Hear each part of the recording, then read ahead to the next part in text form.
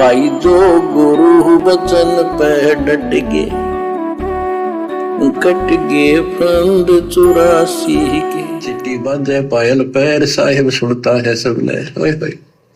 यदि चिट्ठी के पैर की पायल बन जा, चिट्ठी का पैर कितना है, फिर पायल की अपनी, लेकिन यदि उसका भी कोई शोर खुड़का हो जा, मालिक उसको भी सुनता है।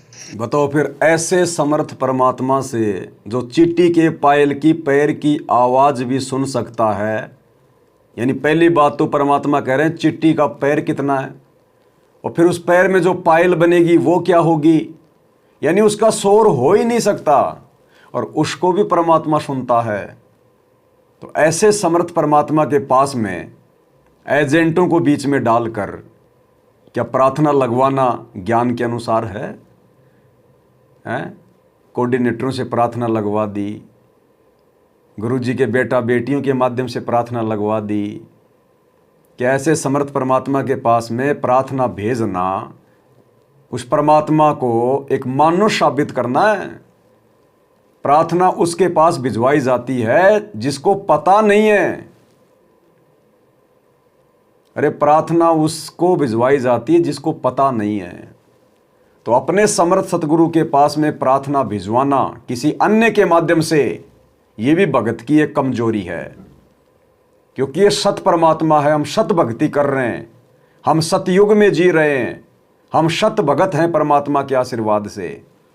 और अगर सच्ची आत्मा से अपने घर पर बैठकर परमात्मा से अरदास करेंगे, पुकार करेंगे, तो जो परमात्मा चींटी के पैर की पायल की आवाज को सुन सकता है, क्या अपने भगत की आत्मा की आवाज को नहीं सुनेगा? सच्ची नीयत से, सच्चे हृदय से, चाहे पहाड़ पे बैठ के परमात्मा से प्रार्थना कर लो, परमात्मा उसको भी सुन लेगा। मन की बकवाद नहीं सुनेगा, चाहे कितनी प्रार्थना लगवा दो। तो बताओ भक्ति मार्ग पर प्रार्थना लगाने का सिस्टम है कहां? जब बिन प्रार्थना लगाए परमात्मा सुन सकता है, जान सकता है। दास एक शब्द सुन रहा था किसी पंजाबी भाई का, तो वो कह रहा था, बिन बोलियां सब कुछ जानदा, किस आगे कीजिए अरदास। कि बिना बोले जो सब कुछ जानता है, फिर उसके आगे कैसे हम अरदास करें?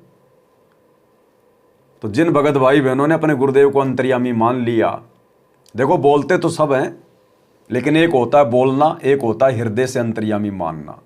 अब बोलने को तो सारी संगत संध्या आरती में लास्ट में बोलती है कि अंतर्यामी एक तुम आत्म के आधार, और जो तुम छोड़ो हाथ तो मोहि कौन उतारे पार। अब कहने को तो सभी अपने भगवान को, अपने गुरु को अंतर्यामी कह रहे हैं, लेकिन उसके बावजूद भी प्रार्थनाओं पे प्रार्थना। अच्छा, ये प्रार्थना क्यों भेज रहे हैं भाई और बहनों? क्योंकि ये अपने गुरु को परमात्मा नहीं मानते, इसलिए क्योंकि ये परमात्मा मानते हैं उस कागज के टुकड़े को, दाढ़ी मूछ वाली कबीर जी की समझे जाने वाली मुर्दा फोटो को, गूंगी बैरी फोटो को। इसलिए लोग बार बार प्रार्थना भेज रहे हैं, क्योंकि इनके पास कोई सही समाधान तो आता नहीं है। इनके दुख दर्द तकलीफें तो कम होती नहीं है। बार बार ये प्रार्थनाओं के नाम पर अर्जी लगाते हैं, उधर से आदेश आता ज्योति करवा दो, पाठ करवा दो, फिर भी इनको कोई लाभ नहीं होता। क्यों? क्योंकि इनका भगवान अंधा गूंगा बहरा है। और हम सत्सेवक क्यों नहीं लगाते प्रार्थना? क्योंकि हमारा भगवान जिंदा है, हमारा भगवान अंतर्यामी है, हमारा भगवान हमारे हृदय में है, हमारे घर पर विराजमान है। घट ही में गंगा, घट ही में जमुना, घट ही में है जगदीश, सतगुरु तारेंगे। तो बिन बोलियां सब कुछ जानदा, किस आगे कीजिए अरदास। इसलिए हम सत्सेवक भाई बहन अरदास नहीं लगाते सांसारिक डिमांड की, बेटा बेटी की नौकरी की।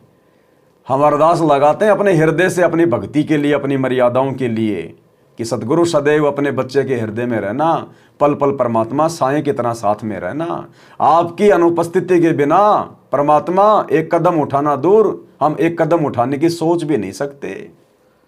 हम तो आपके द्वारा भीख में दी गई श्वासों से चल रहे हैं परमात्मा। हमारा जीवन शेष नहीं था, आगे भी आप ही संभालोगे। तो परमात्मा फिर कोई कमी छोड़ देगा, कोई कसर छोड़ देगा क्या भगवान, जब हम उनके ऊपर इतना विश्वास करके चलेंगे तो? और बार बार प्रार्थना लगाना, कागज के टुकड़े को भगवान मानना, ये होता है अविश्वास। और अविश्वासी आत्माओं की भी परमात्मा सुनता है, ऐसी बात नहीं है। सतगुरु उनकी भी सुनता है, लेकिन उनकी अगर सुनेगा तो उनकी खुद की भक्ति खर्च होगी। अगर उनकी प्रार्थना पे परमात्मा उनको कोई लाभ देगा तो उन भक्तों की भक्ति कमाई से देगा, अपने कोटे से नहीं देगा। तो ये भी बहुत बड़ा एक नुकसान है। पायल की अपनी, लेकिन यदि उसका भी कोई शोर ठुड़का हो गया, मालिक उसको भी सुनता है।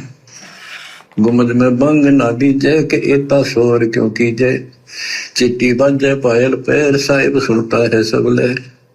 कतेबा पुरस की पढ़िए अरसी अरस को चढ़िए, ऊपर की किताब पढ़ दो सतलों का राह बतावे। सब तू मान ले मोरा यो सब छोड़ दे तोरा, सब देखत है रहमान के क्यों करता जुल्म शैतान। सब कुछ देखता रहमान क्यों जुल्म करता है शैतान। सब कुछ देखता रहमान, रहमान यानी परमात्मा सतगुरु, वो सब कुछ देख रहा है। जगत वालों को कह रहे परमात्मा वो सब कुछ देख रहा है। क्यों जुल्म करता है शैतान, तू मांस खा रहा है, बकरे काट रहा है, उल्टी साधना कर रहा है। और भक्तों को कि वो रहमान हिसार जेल में बैठ के सब कुछ देख रहा है। क्यों जुल्म करता शैतान, अरे क्यों अपने गुरु को नाराज कर रहा है, दुखी कर रहा है शैतान। ये ज्ञान ये भक्ति लेकर सतगुरु की शरण लेकर तू सारे उल्टे काम कर रहा है, देखा देखी में चल रहा है, कोऑर्डिनेटरों को भगवान मान चुका है, गंदी राजनीति में तू फंस गया। तो कहते हैं सब कुछ देख रहा रहमान और उल्टे काम क्यों कर रहा तू शैतान।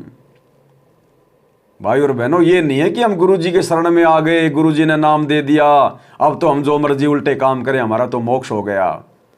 ये नाम और ज्ञान लेने के बाद तो हमने पहले से कहीं ज्यादा संभल के चलना पड़ता है, पहले से कहीं ज्यादा, पहले से कहीं ज्यादा। जो गुरु वचन पे डट गे, कट गे फंद 84 के, कट गे फंद 84 के, कट गे फंद 84 के।